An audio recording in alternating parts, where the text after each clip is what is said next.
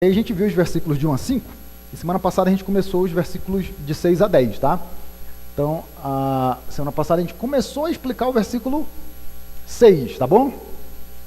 E eu mostrei para você que o versículo 6, Paulo ele repete o que está no versículo 5, né? Os quais pensam que a piedade é fonte de lucro. E você vê o versículo 6 ele dizendo exatamente a mesma coisa, né? De fato, a piedade com contentamento é grande fonte de lucro. Então não é só fonte de lucro, como esses falsos mestres entendem, como ela é uma grande fonte de lucro. Só que ele acrescenta um elemento. Eu até usei a revista atualizada aqui, porque a revista é atualizada, ela deixa o elemento na parte final do texto, né? Então, de fato, grande fonte de lucro é a piedade. Com um detalhe, né? Com o contentamento. Então, semana passada a gente olhou de novo para essa questão da piedade. A gente olhou aqui qual que é o ensinamento que Paulo ele está deixando para nós ali, quando ele escreve essas coisas para Timóteo, e a gente viu que esses homens aqui, eles revelaram o coração, lembra disso daí? Supondo que a piedade é fonte de lucro, então o ídolo que governa o seu coração é o desejo por lucro, né? Então, uma vida piedosa que, na verdade, ela é uma vida externamente hipócrita, né? Uma vida hipócrita no quesito externo, tá bom? Lembra que eu dei isso aqui de exemplo? Os fariseus que oravam nas esquinas da praça, né? Então isso é um jeito hipócrita de você parecer piedoso, de você parecer viver uma vida de piedade. O que é isso? Eu oro nas esquinas das praças, as pessoas vão olhar para mim e elas vão achar que eu sou um homem espiritual, né? Gente, continua até hoje, tá bom? Até hoje. Você tem meios por aí, né? Você tem ambientes por aí que ensinam, por exemplo, que para você ser espiritual, você tem que realizar determinadas práticas, tá? Eu estou falando de igreja, tudo bem? Então, existem igrejas por aí, enquanto você não faz aquilo, não, então você não é espiritual. E como que isso induz a gente, né? Às vezes até a essa hipocrisia, né?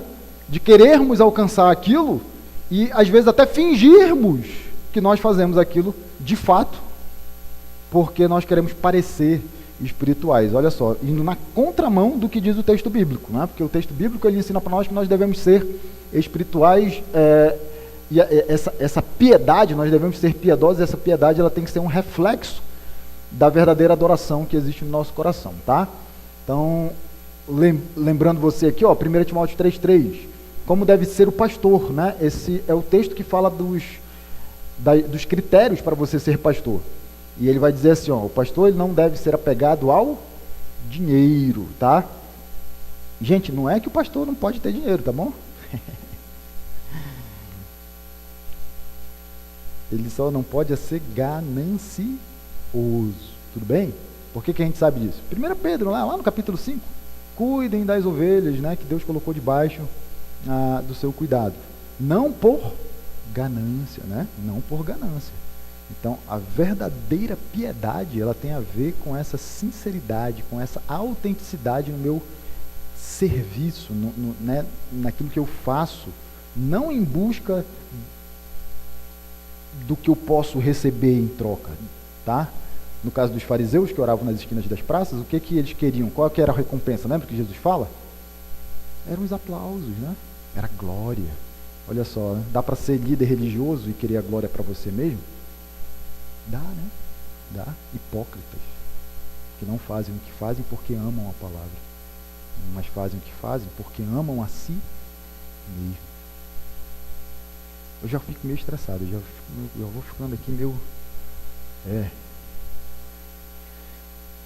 Então a gente relembrou tudo isso daqui, eu vou pular, tá? Tudo isso a gente viu domingo passado e a gente já viu numa outra mensagem também. E eu trouxe de volta esse texto aqui que fala de piedade, de como que a piedade ela tem proveito, ela tem promessa para a vida presente e para a vida futura. E vale a pena, então, essa vida de piedade, porque aquilo que nós temos conversado esses últimos dias, né? Uma vida que é reflexo dos ensinos da palavra, ela vai fazer de você uma pessoa melhor, tudo bem? Lembra? A gente falou semana passada, falamos hoje de manhã, você vai ser uma pessoa honesta, você vai ser uma pessoa sincera, você vai ter uma pessoa que, no que diz respeito aos seus valores morais, você vai ser dirigido por valores morais decentes, Você não vai ser esses imorais, né? Você vai ser dirigido por valores pautados na palavra, vai ter uma vida íntegra. Então, para a vida presente tem proveito? Tem. E tem proveito para a vida futura? Tem, porque a vida de piedade, desde que ela seja reflexo da sua verdadeira transformação, ela faz de você herdeiro. Lembra? A gente estudou hoje de manhã. Gente, você não pode esquecer dessas coisas. Você tem que vir de manhã para você aprender isso também. O que a gente aprendeu hoje de manhã? Que nós somos adotados por Deus, nós somos filhos de Deus. E então nós somos herdeiros de Deus. Tudo bem? O que garante a nossa herança com Deus é o fato de termos aceitado o pagamento que Jesus fez no nosso lugar. Olha só que bacana, né? Saber de todas essas coisas. Então a minha vida de piedade, ela já é fruto e reflexo dessa confiança que eu tenho naquilo que Jesus fez por mim.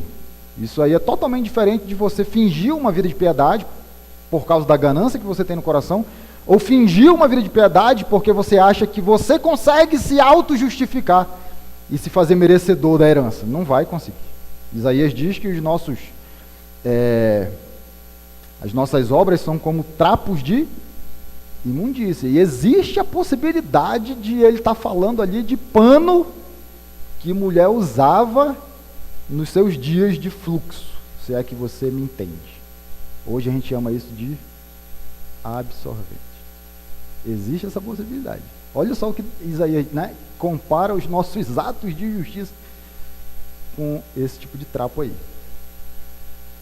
Então, vamos avançar, que a gente já viu tudo isso semana passada.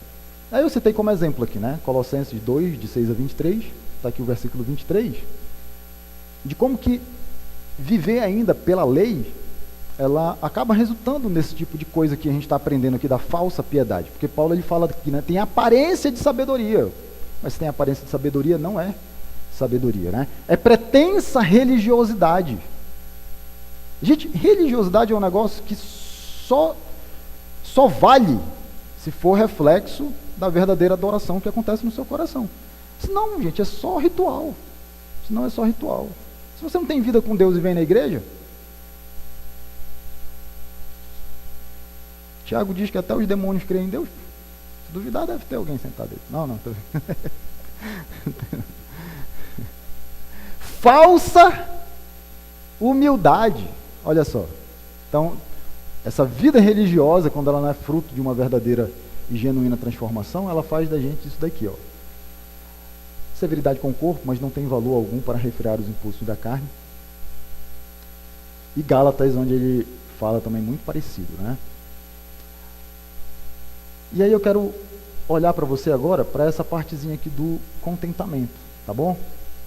Então, o verdadeiro contentamento, ele vem de Deus, eu coloquei ele, tá? A gente vai olhar aqui para contentamento no versículo 6 de 1 Timóteo, mas eu tenho que mostrar para você Filipenses 4, porque Filipenses 4 vai usar um adjetivo de mesma raiz aqui desse substantivo, tá? Aqui, ó, contentamento é um substantivo.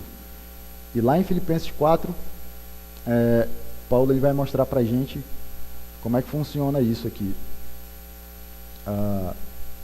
Para a gente ter uma noção do que a gente tem que fazer em relação a esse contentamento. O que é contentamento, pastor? Né? O que é contentamento? Então, olha só que bacana, tá? Vou começar aqui pelo versículo 4 de Filipenses. Alegrem-se sempre no Senhor. Gente, aquele diálogo que você já aprendeu a fazer, né? O que tem que fazer? Alegrar-se. Quando? Começou a ficar interessante, né? Começou a ficar interessante. Isso é igual 1 Tessalonicenses, lembra? Em tudo dai. Difícil às vezes, né? E olha só, qual que é a base, né? Qual que é o fundamento da sua alegria? Qual que é o fundamento? Gente, responda para mim, qual que é o fundamento da sua alegria? O Senhor. Então, Paulo, ele já apresenta aqui para a gente o ensino, tá bom? Paulo, ele apresenta, só que ele vai trabalhar mais isso, tá? Ele vai trabalhar mais. Mas aqui, ó, o que você tem que fazer? Alegrar-se. Quando? Sempre. Qual é a base? Qual que é o fundamento? O Senhor. O Senhor, então, é a base da sua alegria. Gente, se eu terminasse aqui, pronto, você já sabia o que era contentamento. Só que é interessante porque Paulo, ele não para por aí. Ele não para por aí. Ele vai dizer para nós o que é sempre, tá? Antes, ele vai fazer isso daqui, tá?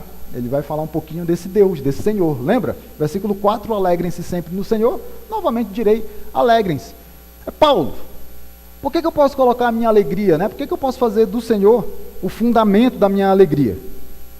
Então Paulo ele vai trazer aqui algumas qualidades, algumas características desse Senhor que nos ajudam a colocarmos a nossa alegria nele, a nossa confiança nele. Ele está sempre perto, olha só. Seja a amabilidade de vocês, conhecer por todos. Perto está o Senhor. Ó, já ajuda, né? Você saber que perto está o Senhor. Então isso quer dizer que diante das suas dificuldades, dos seus desafios, das suas lutas, você sabe que Deus, ele não, Jesus, ele não abandona você, tá? Mas você pode pensar em outros textos, gente, para relembrar isso daí. Lembra Mateus 28, lá no finalzinho já, quando Jesus ele fala assim, eu estarei convosco até o final dos tempos, até o final dos séculos, né? Então o próprio Jesus dá a garantia dele de que ele está sempre conosco. Você pode lembrar de textos, por exemplo, Hebreus 13, 5, que interessante, né? Começa falando de dinheiro e termina falando que Deus nunca nos deixa, nunca nos abandona, citando textos do Antigo Testamento. Estou lembrando aqui de Josué 1,5, mas tem em Deuteronômio também. Acho que lá no capítulo 31, se não me falha. Olha só, ele é o que garante a nossa paz, olha só, a paz de Deus, né? Uma paz que excede todo entendimento, uma paz que é viável e possível, mesmo diante das situações mais difíceis, mesmo diante das situações mais pesadas. Mas é a paz de quem, né? De novo, qual que é a base? Qual que é o fundamento dessa paz? Deus. E não é interessante que ele fala isso no versículo 7, quando você vai para o versículo 9, ele inverte, ó. Porque aqui é a paz de Deus e aqui é o Deus da paz. Gente, isso daqui é maravilhoso. Então, alegrem-se. Quando? Sempre. Em quem? No Senhor. Por quê? Porque Ele está perto, porque nele nós temos paz e porque Ele é o Deus da paz. Legal, né? E aí ele chega aqui nos versículos 11 a 13, né? O versículo 13 você conhece muito, tá bom? A gente usa muito esse versículo, tá? É um versículo bem conhecido. Quando a gente chegar nele, você vai lembrar. E aí eu já vou separando aqui algumas coisas, tá? Vou deixar até aqui em cima. Gente, olha lá. Então Paulo ele vai dizer assim, ó, não estou dizendo isso porque esteja necessitado, pois aprendi a adaptar-me a toda e qualquer circunstância. Olha que bacana, né? Mas ele vai trabalhar melhor isso daí. Porque ele ainda vai dizer assim, ó, o que é toda e qualquer circunstância, pastor? Ou o que é toda e qualquer circunstância, Paulo? Saber passar tanto necessidade como fartura. Então, ele vai caminhando nos dois extremos, tá? O que é toda e qualquer circunstância? Ter pouco e ter muito. Gente, ter pouco no sentido de tá faltando, tá? Tá faltando. Não é eu estou suprido, tá no limite, mas eu estou suprido. Você lembra disso? Você sabe onde Paulo estava quando ele escreveu essa carta aqui, essa epístola? Você sabe disso? Você lembra? Quem lembra onde ele estava? Estava preso. Então não é difícil nem imaginar que ele tivesse até com fome aqui. Porque naquela época não tinha direitos humanos, não. Naquela época o negócio era embaçado. O cara ficava esquecido ali no calabouço. E ele escreve e diz assim, alegrem-se sempre no Senhor. Novamente direi, alegre-se, porque eu aprendi a adaptar-me a toda e qualquer circunstância. O que é isso? Passar necessidade, passar fartura. Gente, então, lembra lá do versículo 4? O que é alegrar-se sempre? Que maravilha. Seja tão tremendo, né? Ele ainda vai dizer assim, ó. De novo, né? Aqui ele está meio que se repetindo. É para você não ter dúvida. Aprendi o segredo de viver contente em toda e qualquer situação. Então, parece, né? Olha lá, ó. Aprendi a adaptar-me em qualquer circunstância, aprendi o segredo de viver contente em qualquer situação. Sei o que é passar necessidade, sei o que é ter fartura. Então, olha lá, o que é qualquer situação? Bem alimentado ou com fome? Tendo muito ou passando necessidade. E aí ele manda o versículo 13. Tudo posso naquele que me fortalece. Aí você já sabe, o que significa tudo aqui? Qualquer Circunstância, gente. Não vai pular de cima do prédio achando que você vai sair voando, dizendo, eu posso tudo naquele que me fortalece. Você vai cair, tá? O versículo não está dizendo isso. Vou fazer aquele concurso e Deus ele vai, porque eu posso tudo naquele que... Não, o versículo não está dizendo isso. O versículo está dizendo todo e qualquer tipo de circunstância, no sentido de ter fartura e ter necessidade. Por isso é importante você entender o contexto, para depois você não ficar usando o texto do jeito errado por aí, tá bom? E aí está a nossa palavrinha aqui, tá? Se você não percebeu, ela está de vermelho aqui, ó. Contente, só que aqui em forma de adjetivo, né? Então, o segredo de viver contente, lá 1 Timóteo, contentamento. Aqui, adjetivo contente, né? Mas é a mesma palavra, tá bom? E daí por que é importante a gente olhar para Filipenses capítulo 4.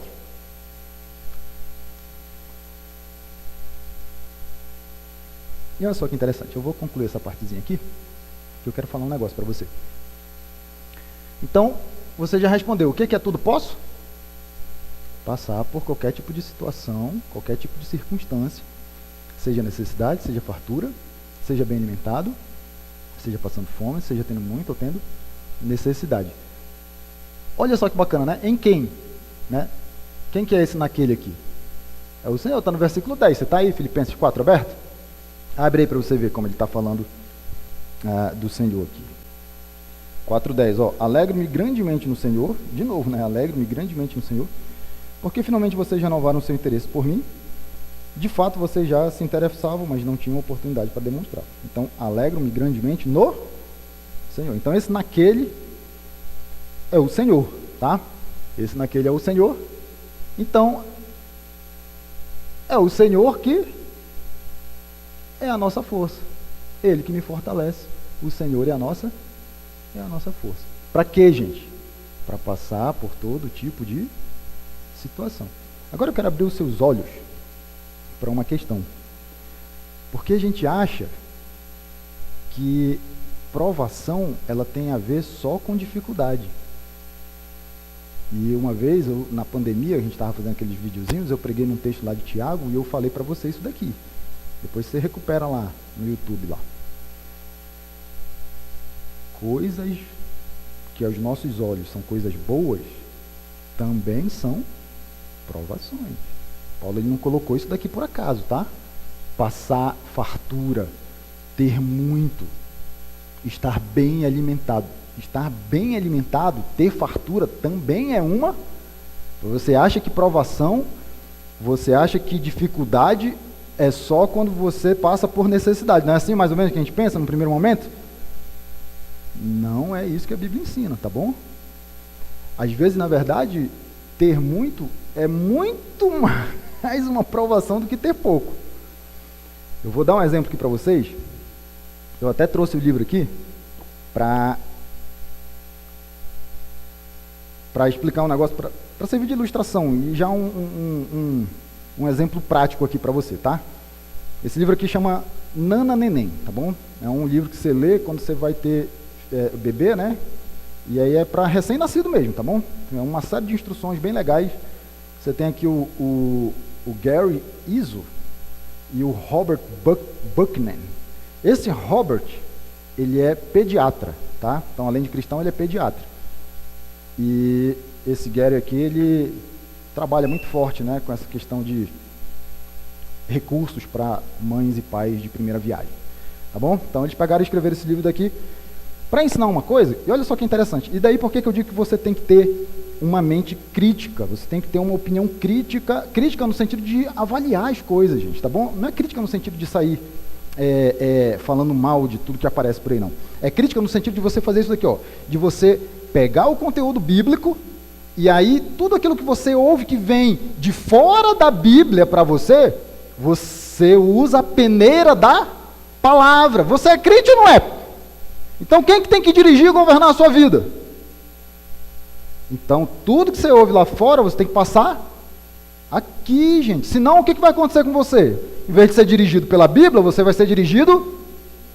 Exatamente. Olha, vocês são demais, gente. Vocês são demais. Então, eu vou dar um exemplo disso daqui, ó. Como fartura às vezes é mais provação ainda do que necessidade. Com base nesse livrinho aqui. Esse livrinho ele vai ensinar pra gente algumas visões a respeito da pediatria no que diz respeito à alimentação do filho, né? A gente está falando de recém-nascido, lembra? E tem uma visão pediátrica que fala da livre demanda. Você já ouviu esse termo? A livre demanda, né? O bebê chorou, o que você faz? Peito nele, meu irmão. Que coisa melhor? Fica bom para todo mundo, né? Fica bom para ele que está mamando ali o tempo inteiro. E fica bom para você, porque ele vai fazer silêncio, né? Algumas pessoas vão dizer para você, você tem que fazer isso com seu filho. Livre demanda. Seu filho chorou é porque ele está com fome. Sabe o que você está fazendo com seu filho? Vou dizer. Você está ensinando o seu filho a ter os seus desejos atendidos na hora que ele quer, na quantidade que ele quer, porque ele vai mamar o que ele quiser, né? E você vai estar fazendo exatamente o oposto do que a Bíblia diz que você tem que fazer com seu filho. Você já ouviu falar em domínio próprio? Você já ouviu falar em contentamento?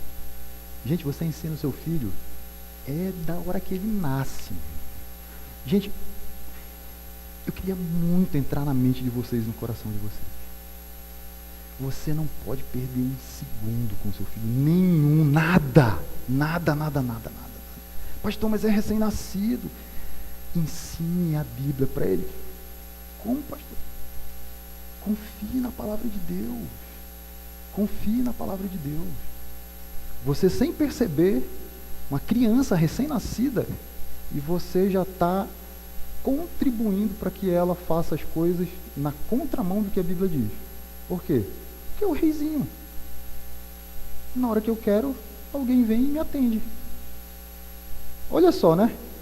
Gente, e daí que eu digo que você tem que ter essa avaliação crítica, porque tem ideologia por trás dessas posições. Lembra que uma vez eu falei da pedagogia aqui? Tem pedagogo aqui, tem outro ali, tem mais pedagogo, mais um ali. E como a nossa pedagogia ela é pautada no construtivismo de um homem chamado Paulo Freire, que ensina para nós, e é assim que o sistema educacional funciona, que o professor ele não é mais uma figura de autoridade dentro da sala de aula, aquele que detém o conhecimento. Ele é um facilitador só. E que a criança, ela vai, né, no tempo dela, aprendendo as coisas de acordo com o interesse dela. E você não pode mais reprovar aquele aluno. E sabe o que você está fazendo com essa molecada lá na escola? Você está destruindo a figura da autoridade dentro da cabeça dessa meninada. Gente, é como você pegar um policial e falar que ele tem que combater o crime sem uma arma na cintura. Você diz, professor, você não pode mais reprovar o menino. Acabou. Quando que o menino vai estudar? Diz pra mim. Gente, você pode pegar qualquer videozinho na internet aí. Quem gosta de escola? Ou quem gosta de estudar? A molecadinha sincera, né? O menino quase nunca mente. Só 90% das vezes, mas nessa hora a gente fala a verdade. Eu não gosto de estudar. Você está fazendo a mesma coisa na pediatria. Você que é a figura de autoridade na vida do seu filho, porque você é o pai e a mãe, você está ensinando seu filho que ele vai ter os seus desejos atendidos na hora que ele quiser. É só isso que você está fazendo. Você entende isso? E em vez de ensinar para o seu filho domínio próprio, seu filho ele já está... Gente, não duvide disso. Bebê de meses de idade manipulam os pais. Eles manipulam os pais. Meu filho fazia isso, ele chorava no meio da madrugada. E aí você colocava ele na sua cama. Não, isso é sobrenatural isso. Aí vamos fazer o teste. Tira. Põe. Tira. Pra cima de mim, meu irmão. Aí não, filho. Aí não. Os filhos manipulam os pais. Gente, se não fosse assim, não precisava de pai e de mãe. É você que tem que ensinar. É você que tem que impor os limites. É você que tem que falar para ele quem que manda nesse negócio. Para ele começar a entender. Aí a criança, ó, recém-nascida, ela já sabe assim, ó. Eu posso comer na hora que eu quero, a quantidade que eu quero. Então ela já tem 2 elementos, né? Só que ela vai crescendo, né? Ela começa a andar e tal. E aí ela tem força agora para abrir a geladeira. Ah, e é uma festa, mesmo. Nossa, eu já fazia o que eu queria. No colo. E o armário de biscoito? Nossa, se não tiver lá em cima, meu, acabou. E aí você deixa a sua geladeira à disposição, porque alguém disse para você que é livre, e você não pegou essa informação e passou aqui, ó, na peneira da palavra de Deus. Você não fez isso. Disseram lá para você e você simplesmente aceitou isso daí. Não se deu nem o trabalho de ler a opinião de um outro pediatra cristão que fala exatamente o contrário disso daí. Com base em pesquisas, com base em estudos. E alinhado com a palavra de Deus. Gente, sabe o que vai acontecer com essa criança? Eu já posso comer na hora que eu quero, a quantidade que eu quero, e agora que eu posso abrir a geladeira, eu posso escolher o que eu quero. Você acha que ele vai pegar o que na geladeira, quando ele olhar lá? Feijão, arroz e ovo de Páscoa. O que você acha que ele vai pegar? Aí ele vai ver lá alface, brócolis e iogurte. O que você acha que ele vai pegar? O que você está fazendo com seu filho? Sabe como é que a Bíblia chama isso? Gente, Bíblia, pelo amor de Deus.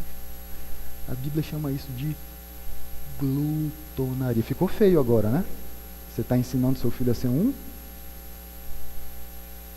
Sabe qual é o problema do glutão? Ele não tem domínio. Ele não se contenta. Deu para entender? Ele não se contenta. Ele come na hora que ele quer, na quantidade que ele quer, o que ele quer.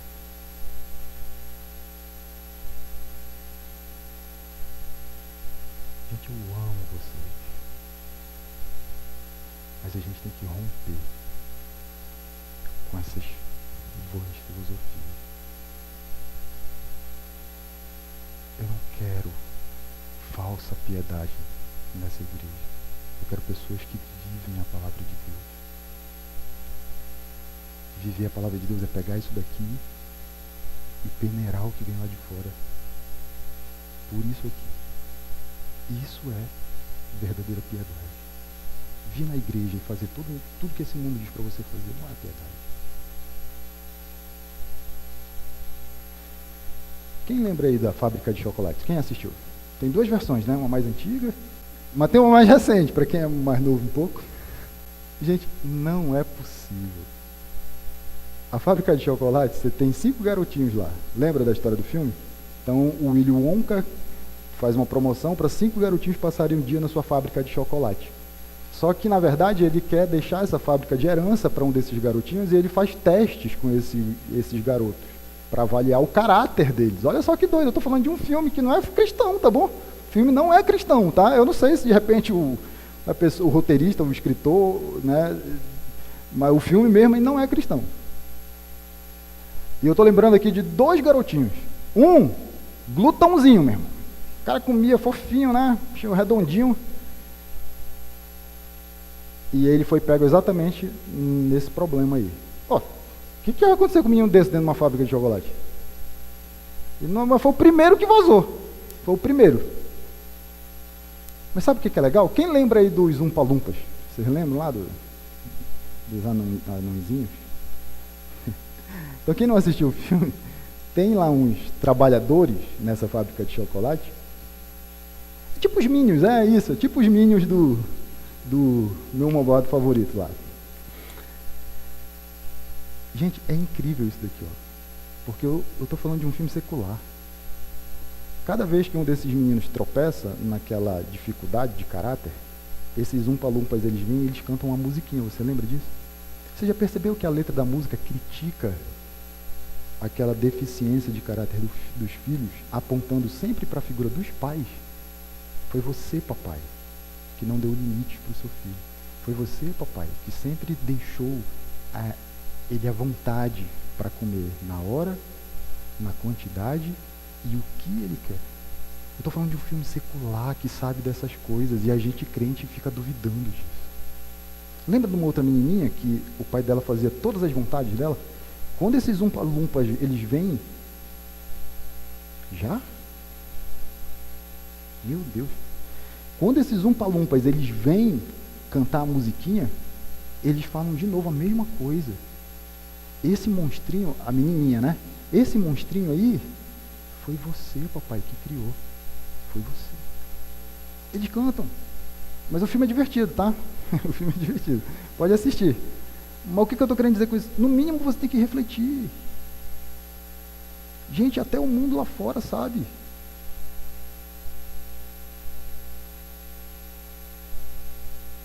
E aí você está contribuindo para que o seu filho caminhe na contramão daquilo que é contentamento e domínio próprio. Porque tem em fartura. A fartura como uma provação maior do que a necessidade. No mínimo, na mesma proporção, né? E qual que é o problema da necessidade? Aí é o povo no deserto, lembra? Reclama, murmura, provoca a ira de Deus. Mas as coisas boas também são uma provação. Não se esqueça disso. As coisas boas, elas desafiam você a se contentar, ainda que você tenha à mão uma quantidade maior para se servir. Isso é contentamento. Eu fico abismado, rapaz. Porque criança é o seguinte, com doce, né? Nunca tá bom. Eventualmente, não é sempre também não, né? Mas eventualmente meu filho me surpreende. O mais velho, o mais novo não tem dessa não. E eu pergunto assim, filho, você não quer mais aquele dia que eu estou de bom humor? E eu digo, não, hoje eu vou dar mais um chocolate. Filho, mais um chocolate. Ele, não, papai. O que você está com febre? Filho, chocolate. Não. Eu já estou bem criança, né? Satisfeito. Satisfeito. Eu digo, rapaz, que sapecada que tu me deu agora. Depois eu vou comer esse negócio de chocolate. Então tá bom. Guarda para depois. É mais difícil trabalhar o contentamento quando você tem em abundância. É mais difícil. É mais difícil. A gente pensa que é mais difícil quando está faltando, né? Porque você pensa, eu tenho que ser contente apesar de não ter essas coisas. Mas quando você tem em abundância, você também tem que se contentar, ainda que você tenha essas coisas à mão. E aí é que vem a tentação, né? E aí é que vem a provação. Legal? Tudo isso daqui para a gente falar de contentamento. Eu vou terminar aqui, ó, com essas duas. Não vou terminar aqui não. Não vai dar tempo. O que a gente tem que aprender hoje, tá bom? Gente, isso é aplicação já, tá? Como é que eu aplico, pastor, o princípio do contentamento, de estar contente na fartura, na necessidade, num caso concreto da minha vida? Então, tem mamãe grávida ali, né? Mamãe grávida ali, tem mamãe grávida aqui. Pronto. Tá, é uma coisa bem prática para você. Ah, pastor, não entendi. Então, compra esse livro aqui, ó. Nana Neném. Leia ele. Nossos filhos dormiram a noite inteira com 2 meses de idade. Todos 2. Por causa desse livro, tá? Tá bom? Não foi coisa natural, não. Raramente você tem uma criança que dorme naturalmente a noite inteira, né? Alguns pais são agraciados e abençoados com isso. Não é o meu caso, né? Não é o meu caso. Eu não tenho essa sorte, não, gente. Nada que possa vir de graça para mim não acontece. Então, o pessoal já sabe aqui. Só já tem uma história bem legal disso daqui. Não existe isso comigo. Se puder vir do pior jeito possível, vai vir. É isso aí. Então, os meus filhos deram trabalho, tiveram cólica, os 2, tudo que tem quando é criança, os meus tinham. E aí esse livro que ajudou a gente. Então, leia ele. Ah, pastor, meu filho já passou dessa fase. Então, leia Além do Nana Neném. Tem um outro livro que chama Além do Nana Neném. Já é para aquela galerinha que está um pouquinho mais velha. Para você ter alguma direção e alguma orientação nesse sentido. Tá bom? E o pastoreando no coração da criança, que já é, né, outro momento. Já é uma outra fase da vida.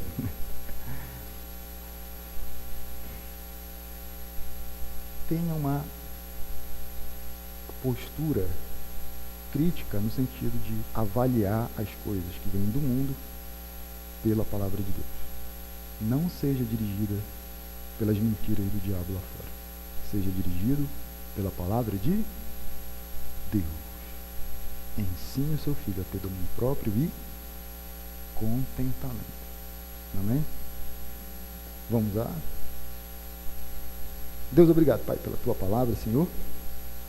Sempre, né? Que riqueza que é a tua palavra, Pai. Mas mais do que isso, Deus, nos ajuda, Pai, a conseguirmos colocarmos em prática, Senhor. Essa coisa de nós termos mesmo esse senso crítico, Pai. De esse desejo, Senhor, de sermos governados e dirigidos pela tua palavra, Deus.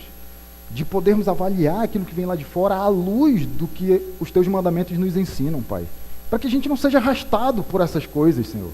E para que a gente depois não fique ensinando, né, ou permitindo que os nossos filhos trilhem um caminho que vai exatamente na contramão das tuas escrituras, Pai. Se eles soubessem, se essas crianças soubessem por si mesmas, né, o que é correto, elas não precisariam de orientação. Não seria necessário a figura do pai e da mãe, Pai.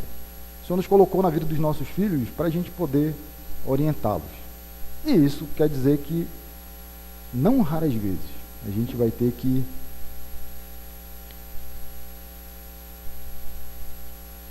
desafiá-los, né, naquilo que eles querem, naquilo que é a vontade dessas crianças, Senhor. Então, dá-nos esse discernimento, Senhor. A gente sabe que tudo isso dá muito trabalho, é muito cansativo, Pai. Mas que arda no nosso coração um desejo de não perder um segundo sequer com os nossos filhos, Pai. Cada momento dessas crianças acordadas, Senhor, é uma oportunidade que nós temos de treiná-las, de lapidá-las para serem servos teus, que honram e glorificam o teu nome, Pai. A gente conversou na quarta-feira e nós falamos uma coisa, Deus, que deve ser a realidade de todos nós enquanto cristãos. Nós, como crentes, como cristãos, devemos preparar os nossos filhos para serem pastores, missionários, para serem homens de Deus. E se o Senhor quiser usar esses homens e essas mulheres de Deus em outras atividades, em outras profissões, nós entregamos essas vidas nas tuas mãos. Porque se eles aprenderem a serem fiéis e serem bons cristãos, eles serão bons profissionais, seja qual for a atividade que eles escolham. Mas nem sempre bons profissionais são bons cristãos. A gente não pode inverter as coisas. Existe uma inversão de valores entrando em nossas igrejas. Isso não pode acontecer. A nossa prioridade tem que ser trabalhar o caráter cristão das nossas crianças. Isso é pensar a longo prazo. Isso é pensar na eternidade dessas crianças. E é isso que nós queremos, Pai. Faz a tua vontade. Ensina-nos, Senhor, a termos contentamento, né? Tanto na necessidade quanto na fartura. É o nosso pedido e a nossa oração, Pai, em nome de Cristo Jesus, Senhor. Amém, Deus. Que a graça do nosso Senhor Jesus Cristo, o amor de Deus e a comunhão do Espírito Santo seja com cada um de nós. Amém? Deus abençoe a todos.